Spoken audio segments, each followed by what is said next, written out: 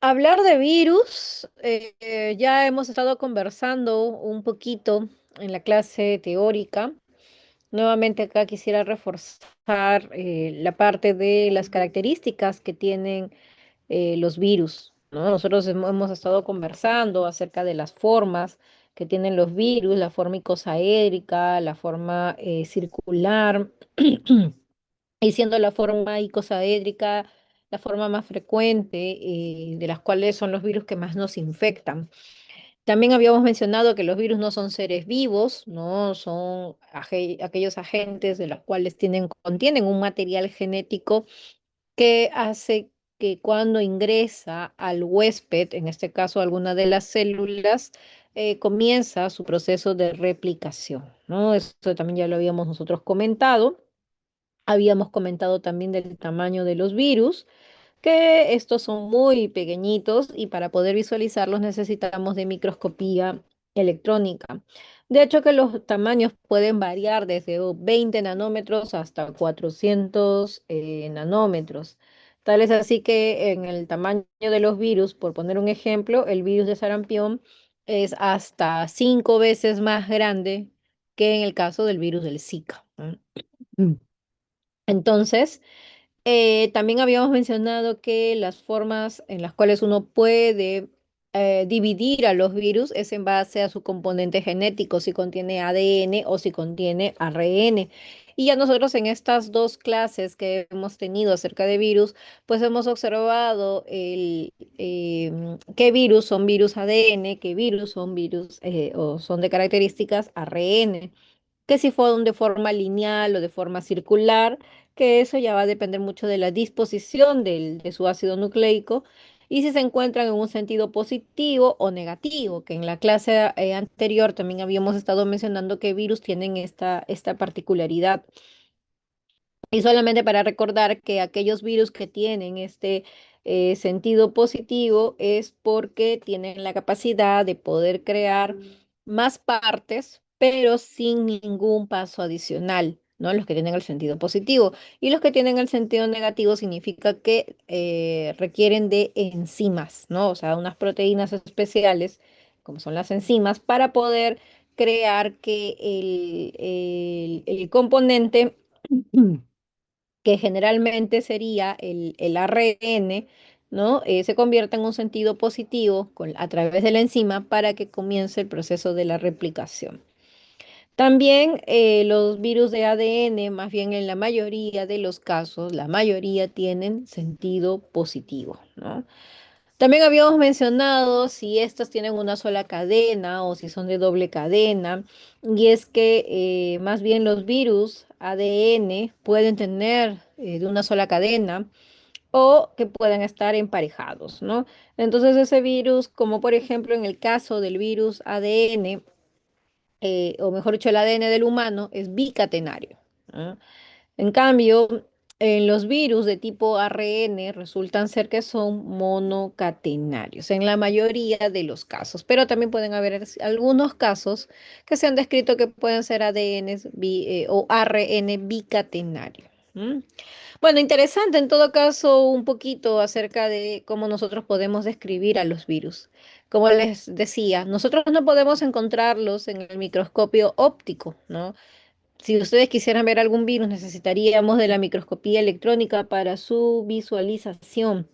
Entonces, para su visualización, al no tener microscopio electrónico, otra de las opciones es que cuando los virus ingresan al interior de la célula me van a producir ciertos cambios. Entonces, esos cambios que se van a dar pueden darse a nivel del citoplasma o pueden darse a nivel del núcleo. Y esos cambios se les conoce como que cuerpos de inclusión. En su guía de práctica tienen ustedes una tabla, que es esta tabla que le he copiado acá, de diferentes tipos de virus, de las cuales van a formar estos cuerpos de inclusión. Entonces, esos cuerpos de inclusión, cuando uno los encuentra en una determinada célula, ya te estarían haciendo referencia, y la morfología, el color, etcétera, ya te estaría haciendo referencia de que qué virus puede ser el que esté afectando a la célula. Por ejemplo, en el caso del virus de la viruela o que ya hayan recibido la vacuna, El cuerpo de inclusión se llama Guarnieri y su ubicación es a nivel del citoplasma. Cuando uno habla del color acidófilo, significa que es de color rosado, o basófilo, que es de color lila, ¿no? Esto ya va a depender mucho de la tinción que uno pueda utilizar. El cuerpo de Negri, que está relacionado con el virus de la rabia, que esa es la sesión que nos tocaría la próxima semana. En el virus de la rabia, el diagnóstico generalmente es más anatomopatológico. ¿Qué quiere decir esto? Que tengo que tomar biopsia de cerebro. Y las biopsias de cerebro ya se hacen post-mortem, o sea, cuando el paciente fallece y se tienen que tomar muestras, se toman biopsias de cerebro. Entonces, es ahí en donde en las células cerebrales se va a encontrar ese cuerpo de negro. Ahorita lo vamos a ver en un momento en la imagen. Y ese cuerpo va a estar a nivel del citoplasma. Esta es una enfermedad de transmisión sexual, el molusco contagioso, del cual también tiene su propio cuerpo de inclusión llamado Henderson-Patterson. La conjuntivitis de inclusión, de la cual tampoco no tiene un nombre específico, pero también su ubicación es a nivel del citoplasma. La fiebre amarilla, que también hemos tenido brotes de fiebre amarilla el año pasado, no solamente en Perú, también se describieron en Ecuador, en Colombia, que hasta había el punto de que al ingresar a estos países pedían la vacuna, ¿no? Si uno ya estaba vacunado contra la fiebre amarilla, porque en estos lugares estábamos teniendo casos de brotes. Entonces aquí también hay formas de los cuerpos de inclusión, que son los de Margarino Torres, llevan ese nombre, que la ubicación resulta ser a nivel nuclear. Del herpes simple vamos a ver aquí una imagen. El herpes simple sería el tipo 1 o el tipo 2, de la cual se le conoce a sus cuerpos de inclusión como Lischus, ¿no? Y la ubicación también es a nivel del núcleo. La particularidad que tienen es justamente de que puede el núcleo como replicarse, ¿no? Y eso se describe muy bien. Cuando nosotros vamos a tomar las muestras, por ejemplo, de estas lesiones del herpes, que tienen que ser estas lesiones de tipo, son unas vesículas, ¿no? Son unas vesículas que se forman y que luego al momento de hacerse un raspado, o un hisopado y luego se colocan en una lámina, son teñidas y uno va a observar que las células tienen una serie de múltiples núcleos y son células más grandes que ya automáticamente te estarían diciendo que estás frente a un caso de herpes, ¿no? También los citomegalovirus es uno de los virus que afecta con bastante frecuencia, sino que quienes van a presentar mayor cuadro clínico resultan ser quienes, los inmunosuprimidos. Entonces, esos también pueden producirnos cuerpos de inclusión que van a estar a nivel nuclear. Y vamos a ver también de esto una imagen. ¿Ven? Aquí podemos ver la imagen del herpes simple tipo 1, tipo 2. Estos están relacionados con las vesículas, esas vesículas dolorosas, si aparecen en la zona genital, en el 80% de los casos resulta ser que sea herpes tipo 2. Y el herpes tipo 1, como dicen en la literatura, del ombligo para arriba, es herpes tipo 1, ¿no? Esas lesiones vesiculares que aparecen en la comisura labial, que son dolorosas, eso es un herpes, ¿no? Herpes tipo 1. Y es bastante frecuente encontrarlo en gente joven y sobre todo en las épocas de frío, en la época de estrés, ahí está presente herpes. Y aquí tenemos la imagen, por ejemplo, de esta célula gigante, ¿no? Ahí está esta célula gigante y miren acá, célula gigante multinucleada, ¿no? Tiene múltiples núcleos aquí. Entonces, esto es lo que a mí me dice, ojo, lo que tú estás viendo aquí sí es un caso de herpes, ¿no? O sea, acá está la presencia del herpes. Acá también les decía en rabia. Miren ustedes aquí en rabia, esta es la célula, ¿no? Esa célula cerebral, por eso les decía, generalmente el diagnóstico también es post-mortem, el paciente fallece, tú tienes que tomar muestras de biopsia cerebral y esto es lo que busca el anatomopatólogo. Acá tienen la célula y miren aquí en el interior, a nivel del citoplasma, este componente acidófilo. Esto es el corpus de Negri. ¿Ven? Ahí se ve clarito, pueden ver ustedes ahí la imagen y esto nos describe o nos da el diagnóstico final de rabia. El citomegalovirus, que es uno de los virus también que afecta con bastante frecuencia, sino que siempre el miedo es con las gestantes, porque con las gestantes el feto puede tener algún tipo de malformaciones, por decirlo así, ¿no? Algún tipo de afección, si es que el contagio se produce durante el embarazo. Ese es un ejemplo de unas muestras de sedimento urinario, ¿no? En el sedimento urinario, o sea, en la orina. Aquí uno observa que a nivel de las células epiteliales, miren acá, esta es una célula epitelial y miren el núcleo. Miren el núcleo cómo tiene la forma, como se le dice, de ojos de búho. Entonces, la forma de ojos de búho nos describe a quién, a citomegalovirus, ¿no? Entonces, ahí ya nos están describiendo la presencia de citomegalovirus en este sedimento urinario. Luego, otra de las cosas que estuvimos mencionando durante las clases teóricas es que si bien el diagnóstico de los virus se basa con qué, con la serología, ¿no? En muchos de los casos necesitamos de la serología, pero también les había mencionado que para la detección de los anticuerpos tienen que pasar alrededor de 5 a 7 días del cuadro clínico para que aparezcan los anticuerpos y de esa manera nosotros podamos hacer el dosaje y determinemos el diagnóstico.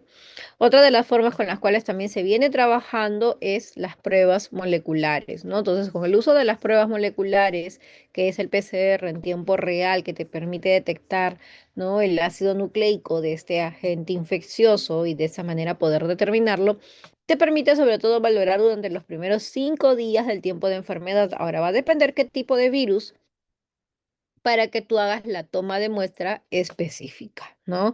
Entonces eso va a depender mucho del agente infeccioso de la cual uno esté sospechando. Ahora, otra de las formas que también se solía hacer, y bueno, si uno quiere valorar la parte de investigación, tendría que hacerse el cultivo celular, ¿no? Por ejemplo, en el SARS-CoV-2, durante el COVID, comenzaron a hacerse cultivos celulares. ¿Por qué? Porque uno necesitaba saber hasta cuánto tiempo el virus me puede contagiar. Como apareció el SARS-CoV-2, nadie sabía por cuánto tiempo duraba el contagio, ¿no? Desde cuándo te podían contagiar. Entonces, para eso lo que hicieron fue captar pacientes, ¿no? En diferentes tiempos de enfermedad y valoraban con las pruebas moleculares. Y las pruebas moleculares te pueden dar positivo. Y te puede dar positivo aún así ya haya, que ya no tenga ya el cuadro clínico, ¿no? O sea, el paciente ya tuvo mejoría, pero recuerden que porque pueden tener restos del ácido nucleico, entonces uno los puede detectar por las pruebas moleculares. Entonces, pero ¿qué tal si pasaba de que después de 15 días, 20 días, tú continuabas haciéndole la prueba molecular y seguía saliendo positiva? ¿Seguirá contagiando ese paciente o ya no contagia? Entonces, la manera de que uno quería evaluar esa posibilidad de contagio era a través del cultivo celular. Entonces, sembraban de diferentes pacientes, dependiendo del tiempo de enfermedad, los sembraban y esperaban a ver si había cambios, efectos, ¿no? En las células del cultivo celular. Y de esa manera determinaban si resultaba ser viable o no viable el virus, ¿no? Entonces, eso es lo que hacían. Entonces, si habían cambios en las células, significaba que, todavía uno podía contagiar. Y si ya no se veían los cambios en la célula, a pesar de que puedan tener una prueba molecular positiva, significaba pues que ese virus ya estaba inviable. ¿Sí? Entonces, si yo quiero saber ese periodo de contagio, sí o sí lo necesito hacerlo con el cultivo celular. No lo puedo hacer con las pruebas moleculares, porque recuerden, las pruebas moleculares detectan ácidos nucleicos y pueden detectar ácidos nucleicos de aquel agente que esté viable o no viable, o vivo o muerto, sino que yo no puedo hablar de vivo o muerto porque los virus no son vivos, no son seres vivos. Entonces, pero sí podemos hablar de un agente viable o no viable, ¿no? Entonces, esos cultivos celulares, como ven ustedes en la imagen, esos cultivos celulares primarios provienen de células de dónde? Del fibroblasto de embrión, riñón o placenta que se van a reproducir in vitro. Y solamente uno o dos pasajes, nada más porque luego mueren, ¿no? Entonces, lo que más utilizan para estos cultivos celulares resulta ser las células tumorales, ¿no?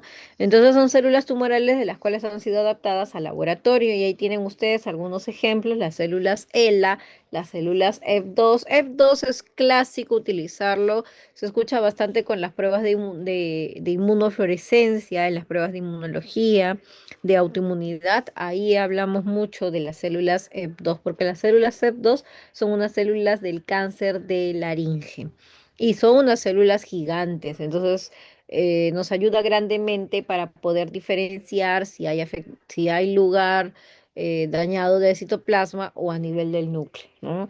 Y las células Vero, ¿no? Por mencionar algunos tipos de células que las cuales utilizamos en el cultivo celular. Entonces, todas estas células son trabajadas ya en el laboratorio, o sea, no es que yo agarre un tejido y a partir de ese tejido comienzo a sembrarlo, utilizarlo, no, ya son producidos en el laboratorio. Bien. Entonces, ¿qué es lo que yo voy a ver en el cultivo celular? El famoso efecto citopático. ¿Y qué cosa es ese efecto citopático? Ese efecto citopático son los cambios líticos o cambios de destrucción que se van a dar en las células. Y esto se va a dar siempre y cuando mi virus esté viable. El ejemplo que tenemos aquí es el virus de polio, ¿no? En el virus de polio, ¿se acuerdan ustedes que yo les había mencionado en la clase que en los virus de polio vamos a observar el efecto citopático? Entonces, ¿de qué va a consistir? Desde la parte de la disminución del tamaño de la célula, el que se pueda estar más redondeada, pero ese redondeo de quién va a ser, del núcleo. Luego vamos a tener la pignosis, que la célula se va a hinchar, se va a poner gordita y luego se destruye. Entonces, esos son los efectos citopáticos que uno observaría en estas células. Entonces, aquí podemos ver en la imagen en el caso de polio, ¿no? Entonces, estas células serán más grandes y miren cómo se ha reducido su citoplasma, miren cómo el núcleo aquí ya se está destruyendo, ¿no? Entonces ya las células están disminuyendo, han disminuido de tamaño, sus núcleos se están viendo más redondeados, entonces ya van a entrar a una etapa de pignosis y posteriormente a la destrucción en sí. Y miren que también ya se ve pocas células. Eso quiere decir pues que el virus de polio sí está presente. Entonces ustedes me quieren preguntar, doctora, entonces aquí en este caso el virus de polio está presente. Claro que sí, porque estoy viendo la destrucción de las células del cultivo celular, ¿no? Estos son del cultivo celular que se han obtenido y se está valorando la presencia del virus polio. ¿Ven? Entonces de esa manera uno dice que es positivo. Y bien, esto era lo que quería mostrarles, chicos. No sé si hasta aquí tienen alguna pregunta. Este de acá sobre todo es para complementar lo que ya hemos estado conversando en las clases teóricas. ¿Alguna pregunta?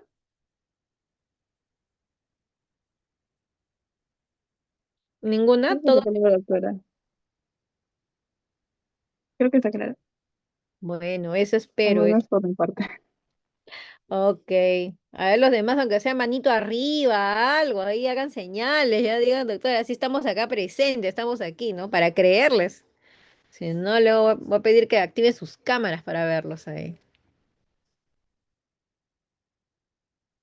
Ahora sí, ahora sí. Bien, voy a tomar fotito de acá de ustedes para la evidencia de la sesión, ¿de acuerdo? Antes de cerrar la sesión.